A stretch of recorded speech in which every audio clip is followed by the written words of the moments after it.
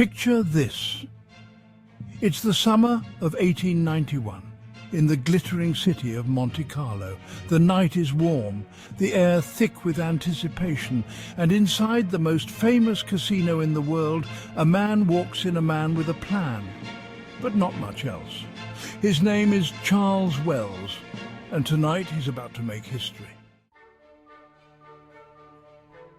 Now, Charles Wells wasn't your typical gambler. Oh no, he was a man of many talents, most of them questionable.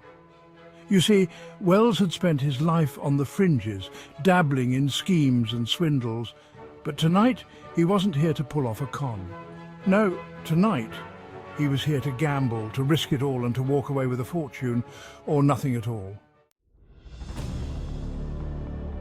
Wells started small, just enough to get a feel for the wheel, to listen to the sounds of the room.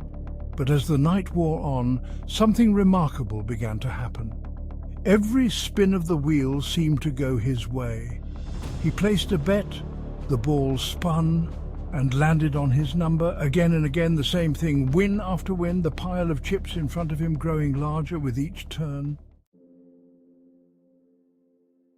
By now the crowd was watching closely. Who was this man? What was his secret? How could he be so lucky? Was it skill or something more? But Wells wasn't thinking about luck. He had a plan, a strategy that set him apart.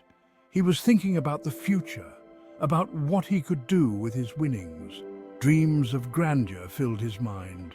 And so, with the eyes of the casino upon him, he placed a massive bet, one that could change everything. The wheel spun, the ball clattered, and the tension was palpable. The room held its breath. And then, in a moment that seemed to stretch for eternity, it landed. Wells had won again. The impossible had happened, defying all odds. Charles Wells had broken the bank. His name would be remembered in the annals of gambling history. In those days, to break the bank meant to win so much money that the casino couldn't pay out from the table's reserve. It was a rare feat, something spoken of in hushed tones, whispered among the elite. But here was Charles Wells, the man who had done it not once but multiple times. He walked away with £1,000,000, enough to buy a mansion, to live a life of luxury and to never worry about money again. The newspapers the next day were filled with his story, splashed across every front page. He was a hero, a legend, an enigma that everyone wanted to know more about. But there's a funny thing about fortune. It's a fickle mistress, always changing her mind. For Charles Wells, the thrill of winning was too much to resist. The allure of the roulette wheel called to him like a siren's song. He came back to Monte Carlo, ready to try his luck again, confident that his winning streak would continue. But this time, the tables had turned. The atmosphere was tense, and the stakes were higher than ever. The wheel that had once been so kind to him now seemed cruel, mocking his every bet.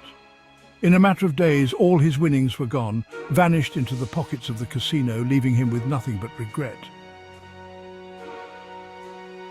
The man who had once walked out a millionaire now left with nothing, his dreams shattered and his fortune lost.